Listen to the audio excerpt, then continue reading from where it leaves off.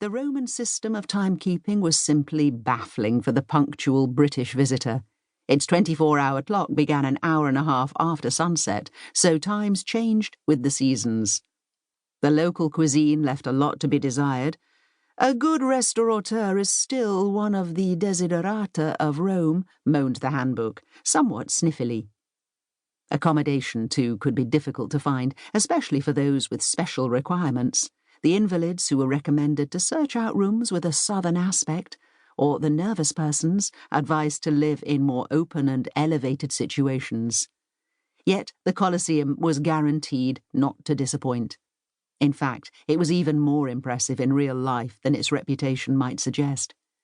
There is no monument of ancient Rome which artists and engravers have made so familiar to readers of all classes, and there is certainly none of which the descriptions and drawings are so far surpassed by the reality.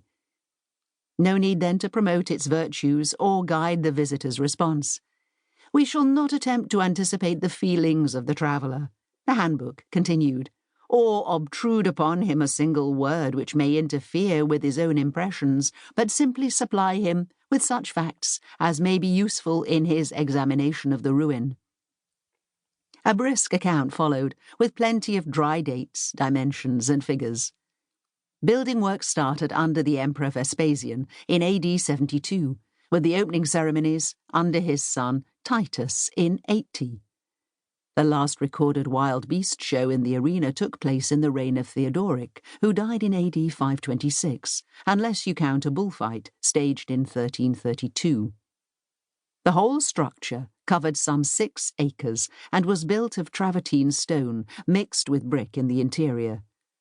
Its outer elevation comprised 4 stories, to a total of 157 English feet, with 80 arches on the ground floor, giving an entrance to seats and arena. Inside, the arena measured 278 by 177 feet, and was originally surrounded by seating in 4 separate tiers, which could accommodate, according to one late Roman description, 87,000 spectators. And so on.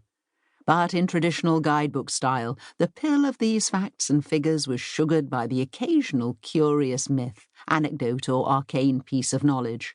Hence the reference to a story put about by the church in a fit of wishful thinking that the architect of the Colosseum had actually been a Christian and a martyr by the name of Gaudentius, and hence the account of the plans of Pope Sixtus V in the 16th century to convert the whole building into a wool factory with shops in the arcades, a scheme which, even though abandoned, came at enormous financial cost to the pontiff. There were also misconceptions to be corrected. Those puzzling little holes all over the building were not, as many people had said, where poles had been inserted to support the booths erected for the medieval fairs that took place there.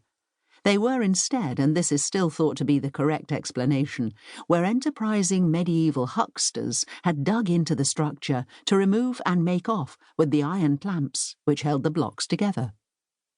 Helpful hints were offered, too, on how to make the most of a visit. The important thing, then as now, was to get as high up on the building as possible.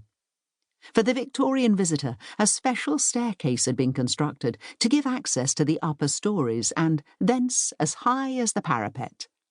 From here, where there was a view both into the Colosseum itself and out over such notable antiquities as the Arch of Constantine, the Palatine Hill, and the Roman Forum, the scene is one of the most impressive in the world. If this might seem perilously close to an attempt to anticipate the feelings of the traveller, then even more so was the insistence that the view was best at night, by the light of the moon. There are few travellers who do not visit this spot by moonlight in order to realise the magnificent description in Manfred, the only description which has ever done justice to the wonders of the Colosseum. As if to underline the point, and to tell the visitor exactly how to react, a substantial chunk of Lord Byron's Manfred was quoted, with its famous comparison of the nighttime impact of the standing, albeit ruined, Colosseum, the gladiator's bloody circus, and the paltry and overgrown remains of what had once been the palace of the Roman emperors, Caesar's chambers and the Augustan halls on the Palatine. I do remember me that in my youth